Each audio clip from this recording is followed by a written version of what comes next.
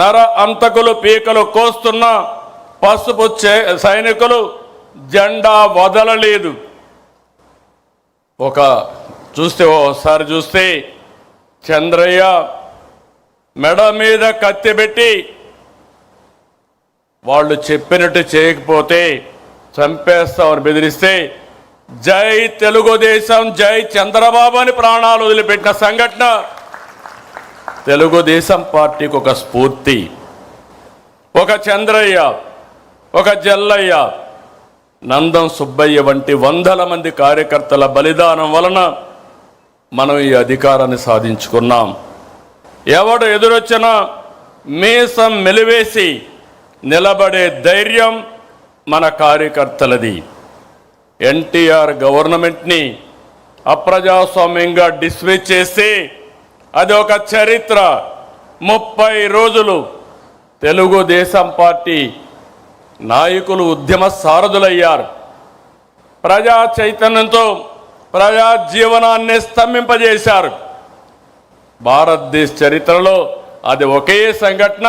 తిరిగి నందమూరి తారక రామారావు గారిని ముఖ్యమంత్రి చేసిన సంఘటన అది ఒక చరిత్ర. ఆక్రమంగా నన్ను జైల్లో పెట్టారు. లోకేష్ యుగళాన్ని అడ్డుకున్నారు. ఈ వేదిక మీద ఉన్న చాలా మందిపై అరెస్టులు చేశారు. బాధితులనే నిందితులుగా చేశారు. అయినా ఏ కార్యకర్త నాయకుడు తల వంచలేదు, వెనకడుగు వేయలేదు, పోరాటాలు ఆపలేదు. ప్రజాస్వామ్యం కోసం, ప్రజల కోసం నిలబడ్డాం. అందుకే 2024 ఇంత మనపు కూడా అనేక సార్లు పొత్తులు పెట్టుకున్నాం.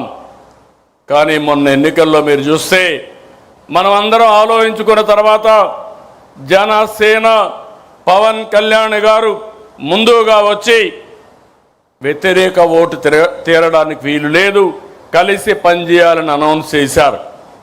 ఆ తర్వాత బీజేపీ కూడా ముందుకొచ్చి ఈ రాష్ట్ర పునర్నిర్మాణం జరగాలని 3 పార్టీలు కలిసి ఎన్డీఏ ఏర్పడ్డాం. మిత్రపక్షాలతో ఎన్నికలకు వెళ్ళాం.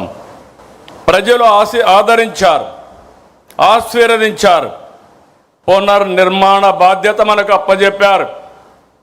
నేను చాలా ఎన్నికలు చూశాను. అలాంటివన్నీ మీరు చూస్తే 93% స్ట్రైక్ రేట్, 144% సీట్లు, అపోజిషన్కి ప్రతిపక్ష హోదా కూడా ఇవ్వకుండా పూర్తిగా మన మీద నమ్మకం పెట్టుకున్నారంటే ఇది ఒక చరిత్ర. ఆ చరిత్రను కాపాడుకునే బాధ్యత మన పైన ఉంది.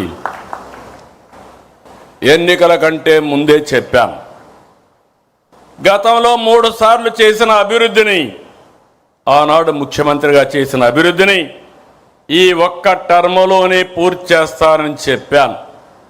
అందుకే పాలనలో ప్రోగ్రెసివ్గా వెళుతున్నాం.